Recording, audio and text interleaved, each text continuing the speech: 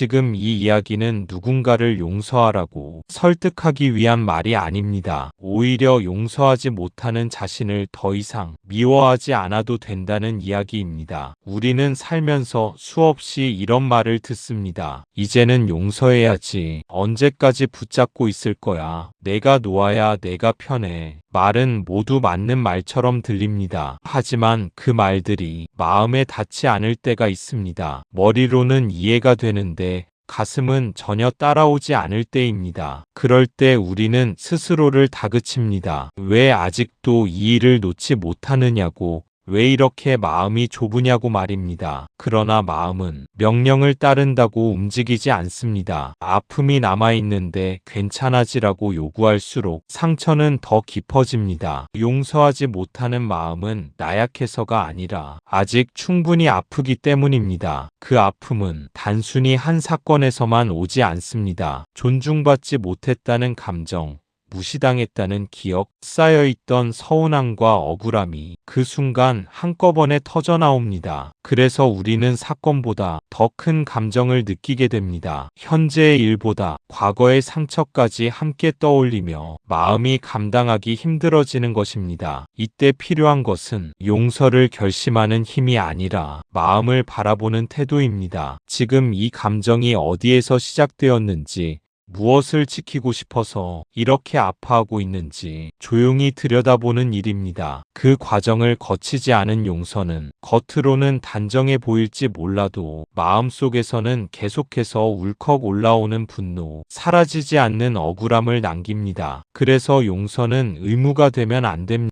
도덕이 되면 안 됩니다. 마음이 아직 준비되지 않았는데 용서를 강요받을수록 우리는 스스로에게 더 잔인해집니다. 이야기의 방향을 조금만 바꿔보면 어떨까요? 지금 당장 용서하지 않아도 괜찮다고, 다만 이 마음을 외면하지는 말자고 말입니다. 미움이 올라오는 순간 그 미움을 없애려 애쓰기보다 그 안에 들어있는 상처와 두려움을 먼저 알아차리는 것입니다. 그때 우리는 비로소 자기 편이 됩니다. 자기 편이 되지 못한 상태에서 타인을 용서하는 일은 결국 또 다른 억압이 됩니다. 마음을 누르지 않고, 감정을 부정하지 않고 있는 그대로 바라보는 순간 마음은 조금씩 숨을 쉽니다. 그 숨을 쉴 수 있는 여백 속에서 미움은 서서히 힘을 잃습니다. 놓아야 해서 놓는 것이 아니라 더 이상 붙잡고 있을 이유가 사라지기 때문입니다. 이 과정은 빠르지 않습니다. 하지만 가장 안전한 길입니다. 억지로 착해지지 않아도 되고 애써 괜찮은 척하지 않아도 되는 길입니다. 그저 지금의 마음을 정직하게 바라보는 것, 그것만으로도 이미 충분히 잘하고 있다는 사실을 자신에게 허락해 주는 것, 그 자리에서 마음은 조금씩 풀리기 시작합니다. 하지만 이상하게도 그 말을 들을수록 마음은 더 무거워집니다. 용서해야 한다는 말 앞에서 우리는 두 번 아픕니다. 한 번은 상대에게 받은 상처로,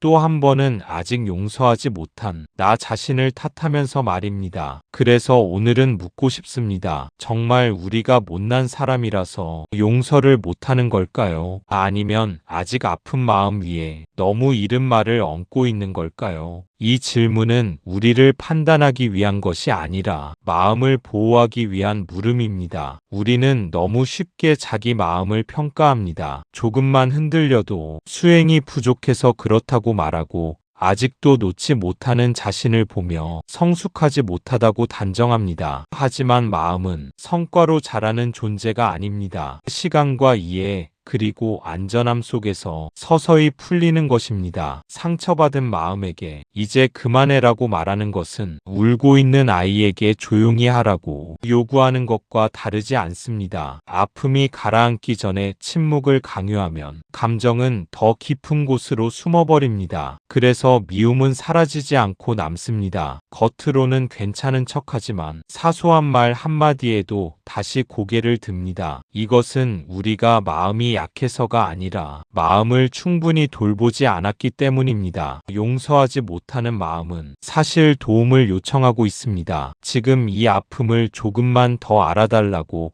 지금의 상처를 무시하지 말아달라고 말입니다. 그 목소리를 외면한 채 용서라는 말을 먼저 얹으면 마음은 더 다치게 됩니다. 그래서 지금 필요한 것은 결단이 아니라 머무름입니다. 이 감정이 지나가길 재촉하지 않고 당장 해답을 찾으려 하지 않고 그저 이 마음이 어떤 상태인지 조용히 함께 있어주는 것입니다. 그 과정에서 우리는 자연스럽게 알게 됩니다. 이 아픔이 어디에서 시작되었는지, 무엇이 그렇게 서러웠는지, 어떤 기대가 무너졌는지를 말입니다. 그 이해는 자기 연민이 아닙니다. 현실을 회피하는 태도도 아닙니다. 오히려 가장 솔직한 직면입니다. 자기 마음을 있는 그대로 바라볼 수 있을 때 우리는 비로소 상처와 동일시되지 않습니다. 미움은 나 자체가 아니라 지금 마음에서 일어나고 있는 하나의 상태임을 보게 됩니다. 그 순간부터 마음에는 아주 작은 여백이 생깁니다. 그리고 그 여백은 고통을 키우는 방향이 아니라 고통을 쉬게 하는 방향으로 우리를 이끕니다. 용서는 그 여백이 충분히 자랐을 때 자연스럽게 찾아옵니다. 억지로 끌어당기지 않아도 되고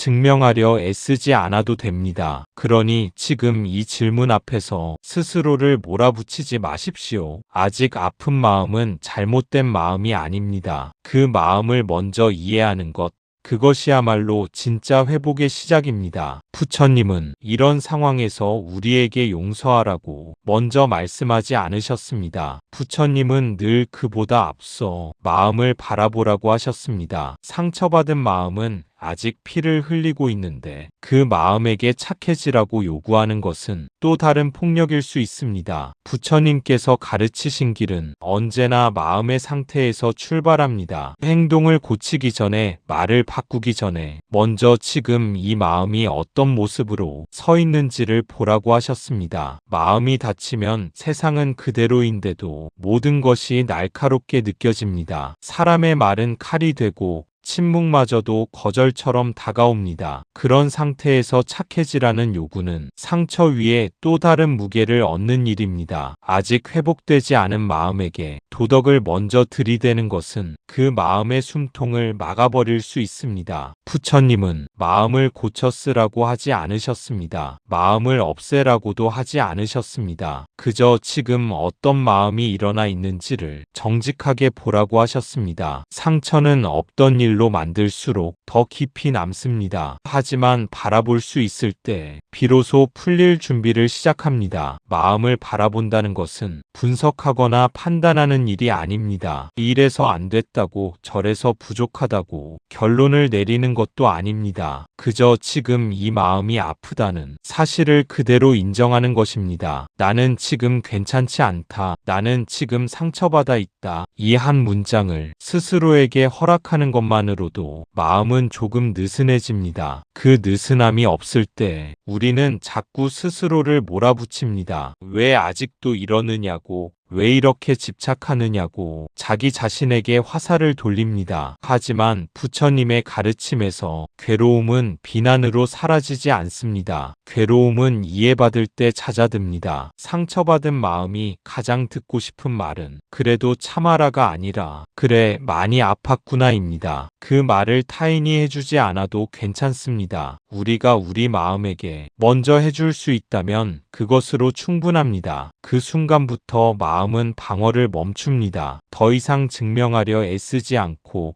더 이상 버티지 않으려 합니다. 버티는 마음은 언제나 경직되어 있습니다. 하지만 이해받는 마음은 조금씩 풀어집니다. 이 풀림의 과정에서 미움은 서서히 그 자리를 잃습니다. 억지로 밀어내지 않았는데도 자연스럽게 힘을 잃습니다. 그래서 부처님의 길은 빠른 해결책이 아닙니다. 하지만 가장 깊은 치유입니다. 상처를 부정하지 않고 아픔을 부끄러워하지 않으며 지금의 마음을 있는 그대로 받아들이는 것, 그 자리에서 비로소 마음은 자기 자신에게 안전한 공간이 됩니다. 그 안전함 속에서 우리는 더 이상 착해지려고 애쓰지 않아도 됩니다. 대신 깨어있게 됩니다. 그 깨어있음이 다음 걸음을 자연스럽게 이끌어줍니다. 불교에서 중요한 것은 도덕적 정답이 아니라 괴로움이 사라지는 방향입니다. 그리고 그 길의 이름은 용서가 아니라 자비입니다. 자비는 누군가를 좋게 봐주는 마음이 아닙니다. 자비는 참아내는 기술도 아닙니다. 자비란 괴로움이 어떻게 만들어지는지를 정확히 보는 힘입니다. 우리가 누군가를 미워할 때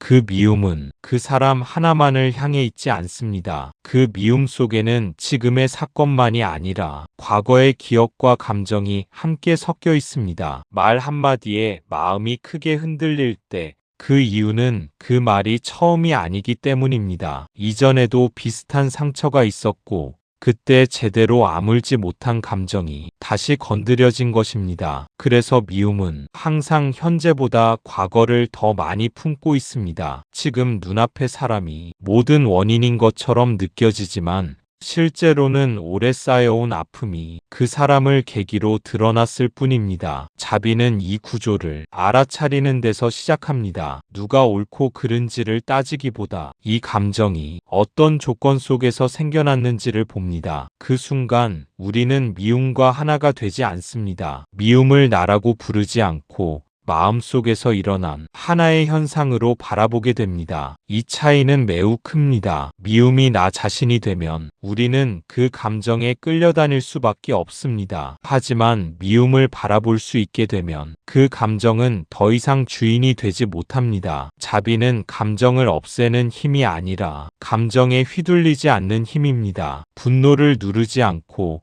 미움을 억누르지도 않으면서 그 작동 방식을 차분히 비추는 태도입니다. 그 비추는 시선 속에서 우리는 알게 됩니다. 내가 지금 화가 난 이유는 상대가 미워서만이 아니라 존중받고 싶었기 때문이라는 것을, 이해받고 싶었기 때문이라는 것을 말입니다. 이 깨달음은 상대를 갑자기 좋은 사람으로 보게 만들지 않습니다. 하지만 상대를 미워하는 마음이 나를 얼마나 지치게 하고 있었는지는 분명히 보게 합니다. 그때 마음은 자연스럽게 방향을 바꿉니다. 상대를 향해 있던 시선이 내 안의 괴로움으로 돌아옵니다. 자비는 그 괴로움을 외면하지 않습니다. 그 괴로움을 부정하지도 않습니다. 다만 그 괴로움이 생겨난 길을 조용히 따라가 봅니다. 그 길 끝에서 우리는 더 이상 누군가를 미워하는 것으로 자신을 지키지 않아도 된다는 사실을 조금씩 깨닫게 됩니다. 그래서 자비는 결코 약한 마음이 아닙니다. 자비는 마음의 구조를 꿰뚫어보는 가장 단단한 깨어있음입니다. 그 깨어있음이 깊어질수록 미움은 점점 설 자리를 잃고 괴로움은 서서히 숨을 고릅니다. 그것이 불교가 말하는 괴로움에서 벗어나는 방향입니다. 사실은 그 순간의 모욕감, 무시당했다는 감정, 존중받지 못했다는 기억, 과거의 상처까지 함께 올라옵니다. 그래서 미움은 늘 과합니다. 현재의 일보다 훨씬 크게 마음을 뒤흔듭니다. 부처님은 이것을 연기의 관점으로 보셨습니다. 어떤 말도 어떤 행동도 홀로 생겨난 것은 없다는 가르침입니다. 이 가르침은 누군가의 행동을 변명하기 위한 말이 아닙니다. 오히려 우리 마음이 왜 그렇게까지 흔들리는지를 정확히 이해하기 위한 시선입니다. 한 사람의 말 한마디가 이토록 깊은 상처를 남기는 이유는 그 말이 지금 이 순간에만 머물러 있지 않기 때문입니다. 그 말은 과거의 비슷한 경험을 깨우고 그때 느꼈던 감정을 다시 불러오며 아직 다 풀리지 않은 기억들을 한꺼번에 끌어올립니다. 그래서 우리는 현재의 상황보다 훨씬 큰 고통을 겪게 됩니다. 연기의 관점에서 보면 지금의 감정은 지금의 사건 하나로 설명되지 않습니다. 수많은 조건이 쌓이고 겹쳐져 이 순간의 반응으로 나타난 것입니다. 그 조건에는 내가 자라온 환경도 있고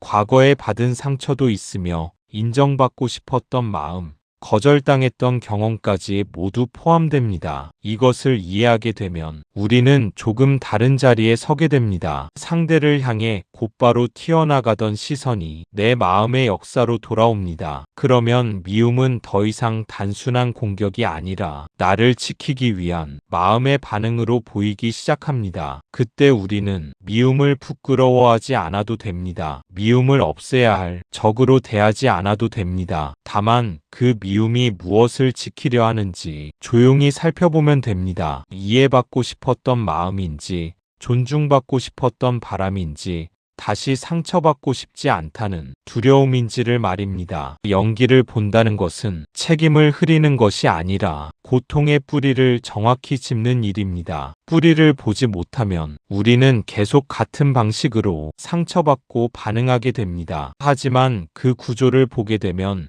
같은 상황에서도 조금 다른 선택이 가능해집니다. 감정에 바로 휩쓸리기보다 한 호흡 멈추고 이 마음이 어디서 왔는지를 알아차릴 수 있기 때문입니다. 그 알아차림 속에서 미움은 더 이상 폭발하지 않아도 됩니다. 그저 지금의 마음 상태로 존중받습니다. 그리고 바로 그 지점에서 괴로움은 서서히 힘을 잃기 시작합니다. 그 사람이 그런 말을 한 것도, 그런 행동을 한 것도 그 사람 하나의 성격 문제가 아니라 수많은 조건이 겹쳐 나타난 결과입니다. 그 사람이 자라온 환경, 그가 받은 상처, 그가 두려워하는 것들, 그 순간의 감정과 상황까지 모두가 얽혀 하나의 행동으로 드러났을 뿐입니다. 이것을 본다고 해서 그 행동이 정당화되는 것은 아닙니다. 중요한 것은 이 이해가 판단을 멈추게 하지는 않는다는 점입니다. 불교에서 말하는 이해는 옳고 그름을 흐리는 일이 아닙니다. 잘못을 잘못이라고 분명히 보면서도 거기에 증오를 덧붙이지 않는 태도입니다. 상대의 행동을 연기의 결과로 본다고 해서 그 상처가 가벼워지는 것은 아닙니다. 아팠던 일은 여전히 아픈 일입니다. 다만 달라지는 것은 그 아픔을 대하는 내 마음의 방향입니다. 상대를 하나의 악한 존재로 굳혀놓을 때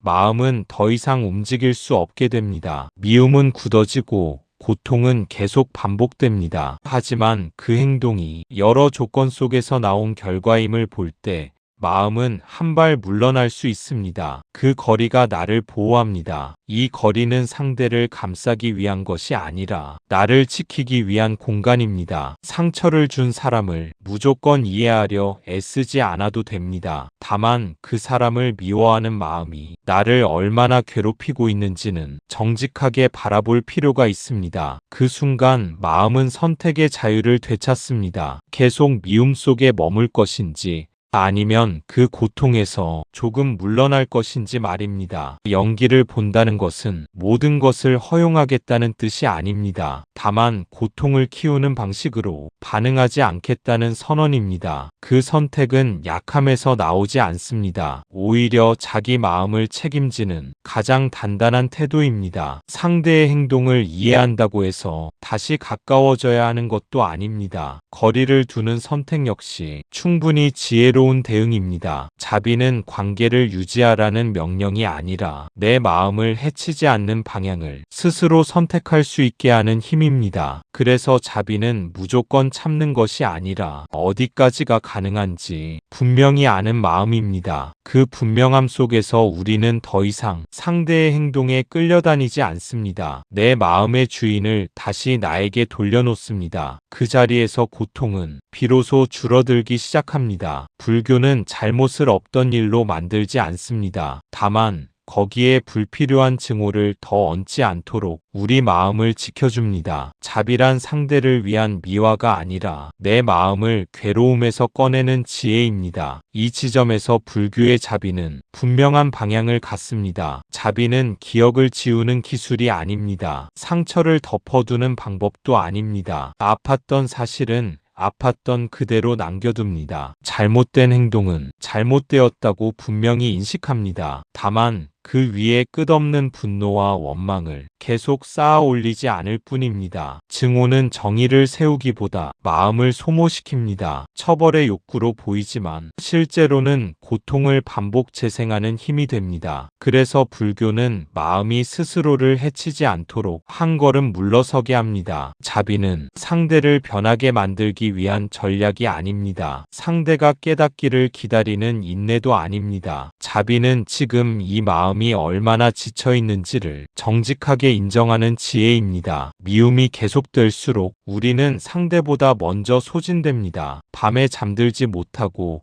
같은 장면을 반복해서 떠올리며 이미 끝난 일을 마음속에서 다시 겪습니다. 자비는 이 반복을 멈추는 선택입니다. 기억을 떠올리지 말자는 결심이 아니라 그 기억에 증오를 덧붙이지 않겠다는 태도입니다. 그 태도를 선택하는 순간 마음은 조금씩 현재로 돌아옵니다. 과거의 장면이 아니라 지금의 호흡으로 돌아옵니다. 이것이 불교가 말하는 해방의 방향입니다. 상대를 용서해야 자유로워지는 것이 아니라 증오에서 물러날 때 자유가 시작됩니다. 그래서 자비는 도덕적 고결함이 아닙니다. 수행의 결과로 생겨나는 마음의 힘입니다. 그 힘은 상대를 위해 쓰이기 전에 먼저 나를 살립니다. 내 마음이 더 이상 분노에 붙잡히지 않도록 상처 위에 상처를 덧붙이지 않도록 지켜줍니다. 그렇게 마음이 가벼워질 때 우리는 비로소 다음 걸음을 선택할 수 있습니다. 관계를 계속할지, 거리를 둘지, 어떤 말을 할지 말지, 자비는 그 선택을 가능하게 하는 내적 여유입니다. 그리고 그 여유 속에서 우리는 알게 됩니다. 상대를 놓는다는 것이 패배가 아니라 자기 마음을 지키는 지혜라는 사실을 말입니다. 우리는 종종 이렇게 생각합니다. 저 사람을 이해하면 내가 너무 약해지는 것 아닐까? 자비를 베풀면 다시 상처받지 않을까? 하지만 부처님이 말씀하신 자비는 나를 무너뜨리는 친절이 아닙니다. 오히려 나를 보호하는 깨어있음입니다. 자비의 첫 대상은 항상 나입니다. 많은 사람들이 자비를 오해합니다. 자비를 선택하면 모든 것을 받아들여야 할 것 같고 다시 같은 상황을 반복해야 할 것처럼 느낍니다. 그래서 마음속에서 본능적으로 경계가 올라옵니다. 이해하는 순간 내 기준이 무너질까 두렵고 선을 긋지 못하게 될까 걱정합니다. 하지만 부처님이 말씀하신 자비는 경계를 허무는 태도가 아닙니다. 오히려 경계를 분명히 세울 수 있게 하는 맑은 정신입니다. 자비의 첫걸음은 상대를 향해 나아가는 것이 아니라 내 마음으로 돌아오는 것입니다. 지금 이 상황에서 내가 어디까지 감당할 수 있는지,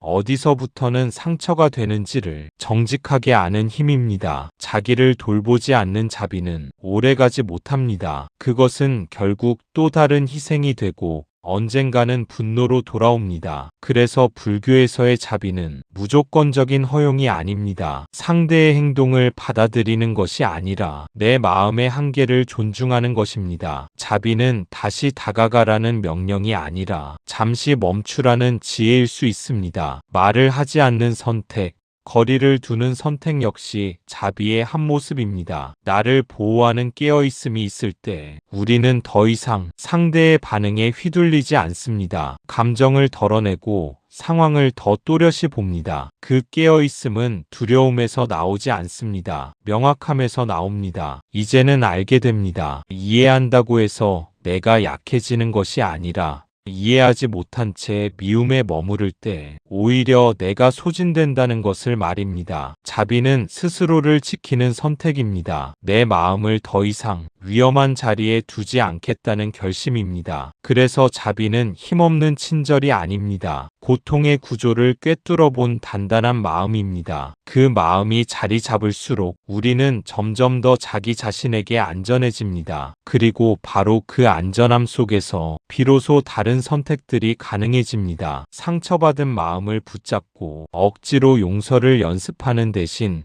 이렇게 물어보는 것입니다. 지금 이 미움은 어디에서 왔을까? 나는 무엇을 잃었다고 느끼고 있을까? 이 분노 아래에는 어떤 두려움이 숨어 있을까? 이 질문을 던지는 순간 우리는 이미 미움과 동일시되지 않습니다. 한 발짝 떨어져 마음을 바라보게 됩니다. 이 거리가 바로 수행입니다. 이 거리가 바로 자비의 시작입니다. 이 거리는 감정을 밀어내기 위해 만드는 거리가 아닙니다. 차갑게 떼어놓는 거리도 아니고 아무 일도 아닌 척 외면하는 거리도 아닙니다. 이 거리는 마음과 나 사이에 숨을 쉴 수 있는 공간을 내주는 일입니다. 질문을 던지는 순간 우리는 반응에서 벗어납니다. 자동으로 튀어나오던 말과 행동, 대신 잠시 멈추게 됩니다. 그 멈춤 속에서 감정은 더 이상 명령하지 못합니다. 미움은 지금 이 마음에서 일어나고 있는 하나의 현상으로 보이기 시작합니다. 이때 중요한 것은 답을 서둘러 찾지 않는 것입니다. 질문은 해결을 위한 도구가 아니라 알아차림을 위한 문이기 때문입니다. 왜 이런 사람이 됐을까라는 자기 비난으로 흐르지 않고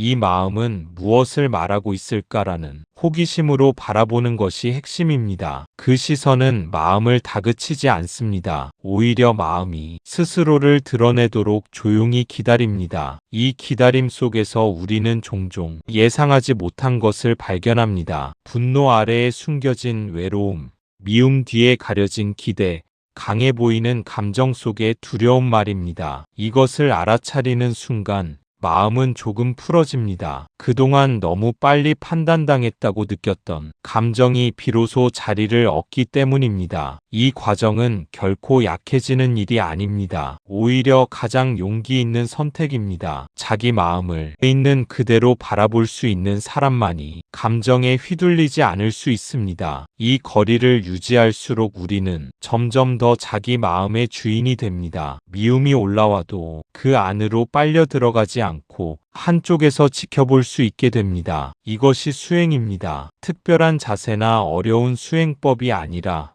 일상의 감정 앞에서 한 걸음 물러나는 연습입니다. 그 연습이 반복될수록 자비는 의지가 아니라 습관이 됩니다. 그리고 어느 순간 미움은 더 이상 예전만큼 큰 힘을 갖지 못합니다. 그저 지나가는 마음의 움직임으로 자리하게 됩니다. 그때 우리는 용서를 연습하지 않았는데도 이미 괴로움에서 멀어져 있음을 알게 됩니다. 부처님은 말씀하셨습니다. 마음에서 일어나는 모든 것은 조건 따라 생겼다가 조건 따라 사라진다고. 미움도 그렇습니다. 영원히 지속되는 감정은 없습니다. 다만 우리가 그 감정을 붙잡고 이야기를 덧붙일 때 고통은 길어집니다. 이 가르침은 감정을 가볍게 여기라는 말이 아닙니다. 오히려 감정을 지나치게 믿지 말라는 깨어있음의 요청입니다. 미움이 올라올 때 우리는 쉽게 착각합니다. 이 감정이 지금의 나를 전부 설명하는 것처럼 느껴집니다. 하지만 감정은 머무르기 위해 생겨난 것이 아니라 흐르기 위해 생겨난 것입니다. 조건이 모이면 나타나고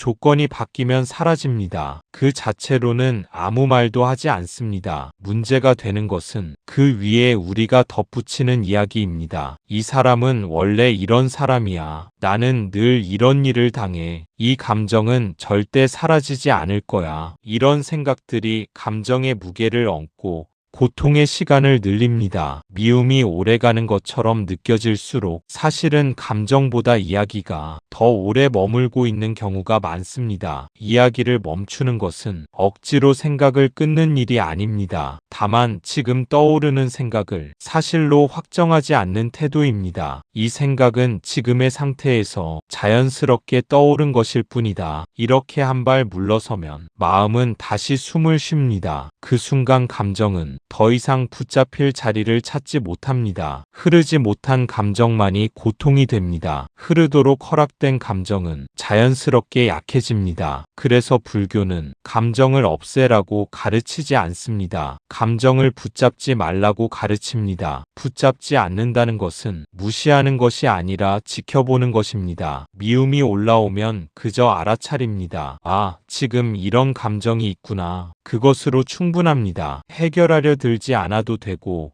판단하지 않아도 됩니다. 그 알아차림이 지속될수록 마음은 점점 이야기에서 벗어납니다. 그리고 이야기에서 벗어난 마음은 생각보다 훨씬 가볍습니다. 그 가벼움 속에서 우리는 알게 됩니다. 감정은 지나가고 나는 남는다는 사실을 말입니다. 자비는 이야기를 멈추는 힘입니다. 왜 나에게 이런 일이라는 질문 대신 이 괴로움은 어떻게 생겨났는가를 보는 힘입니다. 그래서 자비의 길에서는 억지로 용서하려 애쓰지 않습니다. 용서는 목표가 아닙니다. 결과일 뿐입니다. 마음을 충분히 이해하고 괴로움의 구조를 보고 나면 어느 순간 미움이 예전만큼 힘을 쓰지 못합니다. 그 순간은 어느 날 갑자기 찾아오지 않습니다. 마음이 충분히 준비되었을 때 조용히 스며들 듯 다가옵니다. 억지로 용서하려 애쓰던 때와 달리 그 순간에는 해야 할 일이 거의 없습니다. 다만 더 이상 붙잡고 있을 이유가 사라져 있을 뿐입니다. 미움이 완전히 없어지지 않아도 괜찮습니다. 다만 그 미움이 하루의 대부분을 차지하지 않게 됩니다. 생각의 중심에 있지 않고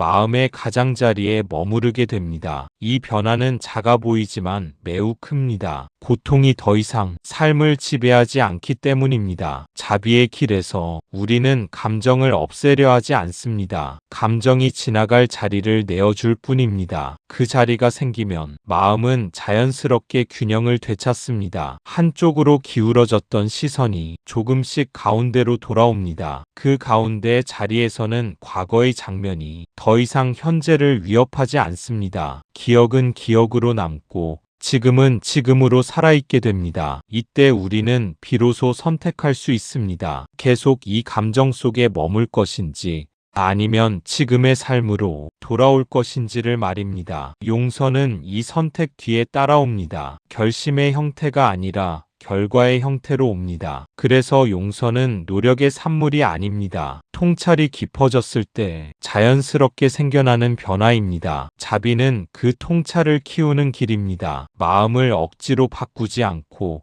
괴로움을 밀어내지 않으면서 그 구조를 이해하게 만드는 길입니다. 이해는 고통을 즉시 없애주지는 않지만 고통이 머무를 자리를 점점 좁혀갑니다. 그 과정에서 우리는 더 이상 자신을 다그치지 않습니다. 아직 완전히 놓지 못했다고 해서 실패했다고 말하지 않습니다. 이미 방향은 바뀌었기 때문입니다. 고통을 키우는 쪽이 아니라 고통이 풀리는 쪽으로 말입니다. 그 방향 위에 서 있는 한 마음은 조금씩 가벼워집니다. 그때 우리는 알게 됩니다. 아, 이것이 노임이구나. 노임은 결심으로 오지 않습니다. 보임으로 옵니다. 그래서 부처님은 깨달음을 본다고 표현하셨습니다. 깨달음은 설득이 아니라 통찰이기 때문입니다. 혹시 지금 아직 용서하지 못한 사람이 떠오른다면 괜찮습니다. 그 마음을 밀어내지 마십시오. 그 마음을 급히 정리하려 하지 않아도 됩니다. 떠오른다는 것은 아직 마음이 그 일을 지나가고 있는 중이라는 뜻입니다. 지나가고 있다는 것은 멈춰 서 있지 않다는 뜻이기도 합니다. 노임은 어떤 선언으로 완성되지 않습니다. 이제 괜찮아졌다라고 스스로에게 말한다고 마음이 곧장 따라오지는 않습니다. 대신 노임은 어느 날 문득 같은 장면을 떠올렸을 때 예전만큼 가슴이 조여오지 않는 그 미묘한 차이로 다가옵니다. 여전히 기억은 남아있지만 그 기억이 현재를 흔들지는 못하는 상태. 그것이 노임입니다. 그래서 노임은 결과이지 목표가 아닙니다. 붙잡고 있던 손이 자연스럽게 풀린 것일 뿐입니다. 부처님께서 깨달음을 본다고 하신 이유도 여기에 있습니다. 깨달음은 애써 마음을 바꾸는 일이 아니라 이미 일어나고 있는 것을 분명히 알아차리는 일이기 때문입니다. 그 알아차림 속에서 우리는 더 이상 감정과 하나가 되지 않습니다. 미움이 있어도 그 미움에 휩쓸리지 않고 상처가 남아있어도 그 상처가 전부가 되지는 않습니다. 그래서 아직 용서하지 못한 사람이 떠올라도 괜찮습니다. 그것은 실패의 증거가 아니라 마음이 자기 길을 가고 있다는 증거입니다. 그때 할 일은 그 감정을 없애려는 것이 아니라 그 감정을 밀어내지 않는 것입니다. 떠오른 감정에게 머물 자리를 허락해 주십시오. 다만 그 자리에 이야기를 덧붙이지 마십시오. 그저 지금 이런 마음이 있음을 알아차리기만 하면 됩니다. 그 알아차림은 아무것도 바꾸지 않는 것 같지만 실제로는 가장 깊은 변화를 일으킵니다. 보임이 깊어질수록 노임은 자연스럽게 따라옵니다. 그리고 그때 우리는 알게 됩니다. 아, 이제는 굳이 용서하려 애쓰지 않아도 마음이 조금은 자유로워졌다는 것을 말입니다. 다만 이렇게 해보십시오. 그 사람의 얼굴 위에 나쁜 사람이라는 딱지를 붙이기 전에 그 장면 속의 나를 먼저 떠올려 보십시오. 그때 나는 어떤 표정이었는지, 어디가 가장 아팠는지, 무엇을 가장 원했는지 그 아픔을 있는 그대로 바라보는 것이 자비입니다. 그렇게 자신을 먼저 바라보는 순간 시선의 방향이 조용히 바뀝니다. 우리는 보통 상처를 떠올릴 때 누가 잘못했는지부터 따집니다. 그 사람이 왜 그랬는지, 얼마나 무례했는지, 얼마나 잔인했는지를 반복해서 떠올립니다. 하지만 그 질문들은 마음을 보호하는 듯 보이면서도 사실은 상처의 자리를 더 오래 붙잡게 만듭니다. 시선을 밖에서 안으로 돌려 그 장면 속의 나를 바라볼 때 비로소 다른 층위의 이해가 시작됩니다. 그때의 나는 억울했을 수도 있고 버려진 느낌이었을 수도 있고 존중받고 싶었지만 끝내 그러지 못했을지도 모릅니다. 그 감정 하나하나를 옳고 그름으로 판단하지 말고 그저 사실로서 바라보십시오. 아, 그때 나는 많이 무서웠구나. 그때 나는 인정받고 싶었구나. 이렇게 마음을 알아차릴 때 우리는 상처를 설명하지 않아도 됩니다. 설명은 변명을 낳고 변명은 다시 이야기를 키웁니다. 자비는 설명 이전의 자리에서 그 마음을 그대로 만나는 것입니다. 그 아픔을 고쳐야 할 문제로 보지 않고 없애야 할 감정으로도 보지 않고 이미 그렇게 아팠던 하나의 경험으로 인정하는 것. 이 인정이 쌓일수록 마음은 조금씩 긴장을 풀기 시작합니다. 늘 방어하느라 굳어있던 곳이 서서히 숨을 쉽니다. 그리고 신기하게도 그 사람을 향해 붙잡고 있던 나쁜 사람이라는 딱지가 예전만큼 필요하지 않게 됩니다. 그 사람이 변해서가 아니라 내 마음이 더 이상 그 딱지에 매달리지 않아도 견딜 수 있게 되었기 때문입니다. 자비는 상대를 이해하라는 요구가 아닙니다. 나를 더 단단하게 만드는 깨어있음의 방식입니다. 내 아픔을 정확히 보고 도망치지 않고 과장하지도 않은 채 바라볼 수 있을 때 마음은 더 이상 누군가를 미워하지 않아도 스스로를 지킬 수 있게 됩니다. 그때 비로소 미움은 중심에서 물러나고 상처는 기억으로 남되 현재를 지배하지는 못합니다. 이것이 자비가 우리를 약하게 만들지 않는 이유입니다. 자비는 가장 먼저 나를 살리는 힘이며 그 힘 위에서 자연스럽게 세상을 바라보게 하는 조용한 지혜이기 때문입니다. 자비는 상대를 풀어주는 기술이 아니라 내 마음을 단단히 안아주는 태도입니다. 그리고 놀랍게도 이 자비가 깊어질수록 상대는 점점 내 마음의 중심에서 멀어집니다. 그 사람이 변해서가 아니라 내가 더 이상 그 사람에게 내 마음이 주인 자리를 내주지 않기 때문입니다. 그렇게 마음의 주인이 다시 나에게로 돌아올 때 삶의 결도 함께 달라집니다. 예전에는 누군가의 말 한마디에 하루의 기분이 흔들렸고 그 사람을 떠올리는 것만으로도 가슴이 답답해졌다면 이제는 같은 상황이 와도 마음 깊은 곳까지 끌려 내려가지는 않습니다. 아픔이 사라진 것은 아닙니다. 다만 아픔이 머무는 자리가 달라졌을 뿐입니다. 자비는 상처를 지워버리는 능력이 아니라 상처가 머물 수 있는 공간을 넓혀주는 태도입니다. 그래서 마음은 더 이상 하나의 감정에 갇히지 않습니다. 그 사람은 여전히 그 사람이고 그 기억 또한 완전히 사라지지 않지만 이제 그것들이 내 삶의 방향을 결정하지는 못합니다. 우리는 종종 마음을 단단히 한다는 말을 차갑게 만든다는 뜻으로 오해합니다. 아무것도 느끼지 않으려 애쓰고 상처받지 않겠다고 스스로를 닫아버리는 것. 그러나 부처님이 가르치신 마음의 단단함은 닫힘이 아니라 열림에 가깝습니다. 느낄 수 있으되 휘둘리지 않고 아플 수 있으되 매달리지 않는 상태입니다. 자비가 깊어질수록 마음은 더 부드러워지지만 그 부드러움은 쉽게 찢어지는 연약함이 아니라 충격을 흡수하는 여유가 됩니다. 그래서 누군가의 말이 날아와도 곧바로 중심을 건드리지 못하고 잠시 스쳐 지나갈 뿐 뿌리까지 흔들지는 못합니다. 이때 우리는 깨닫습니다. 그동안 나를 괴롭힌 것은 그 사람이 아니라 그 사람에게 내 마음의 열쇠를 쥐어주었던 나 자신의 습관이었다는 것을. 자비는 그 열쇠를 조용히 되찾아오는 과정입니다. 싸우지 않고 설명하지 않고 증명하려 애쓰지도 않으면서 그저 마음의 자리를 제자리로 돌려놓는 일입니다. 그렇게 되면 관계는 계속될 수도 있고 자연스럽게 멀어질 수도 있습니다. 그러나 어떤 선택을 하든 이제 그 결정은 상처가 아니라 깨어있음에서 나옵니다. 이것이 자비의 결실입니다. 누군가를 놓아주기 위해 나를 희생하지 않아도 되는 상태,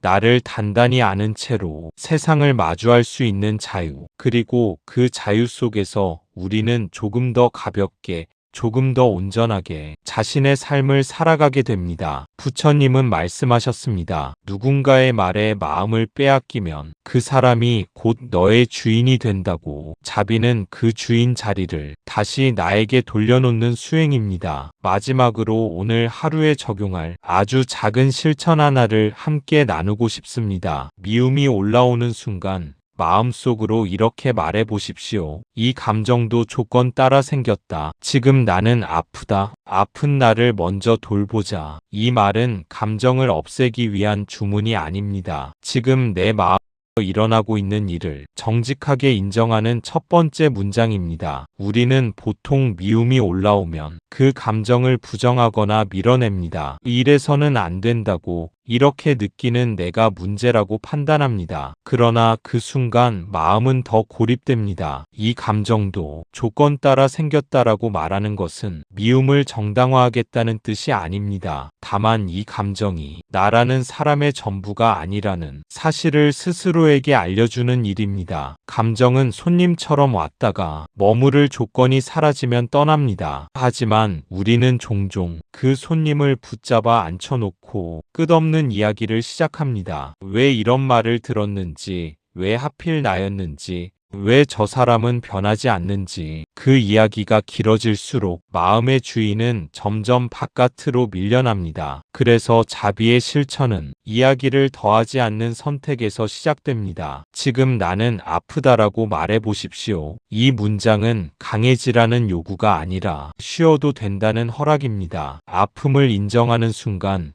우리는 비로소 스스로의 편이 됩니다. 그리고 마지막 문장, 아픈 나를 먼저 돌보자. 이 말은 이기심이 아닙니다. 괴로움의 사슬을 지금 이 자리에서 끊겠다는 결심입니다. 아픈 마음을 방치한 채 타인을 이해하려 하면 그 이해는 오래가지 못합니다. 반대로 내 마음을 충분히 돌보면 타인은 더 이상 내 삶의 중심에 서지 않게 됩니다. 오늘 하루 누군가의 말이나 행동으로 마음이 흔들리는 순간이 온다면 잠시 호흡을 느끼며 이 세 문장을 떠올려 보십시오. 감정이 즉시 편해지지는 않을 것입니다. 그러나 그 감정과 완전히 하나가 되지는 않게 됩니다. 그 작은 틈이 바로 자유입니다. 부처님이 가르치신 수행은 특별한 사람이 되는 길이 아니라 이런 순간들을 조금 덜 괴롭게 건너는 연습이었습니다. 오늘 하루 마음의 주인 자리를 단 한 번이라도 다시 나에게 돌려놓을 수 있다면 그것으로 충분합니다. 그 한 번의 깨어있음이 삶을 천천히 바꾸기 시작합니다. 그것이면 충분합니다. 용서하지 않아도 괜찮습니다. 자비는 이미 그 자리에서 시작되고 있습니다. 부처님의 길은 언제나 우리에게 이렇게 말합니다. 착해지려고 애쓰지 말고 깨어있으라고. 그 깨어있음 속에서 괴로움은 자연스럽게 풀리고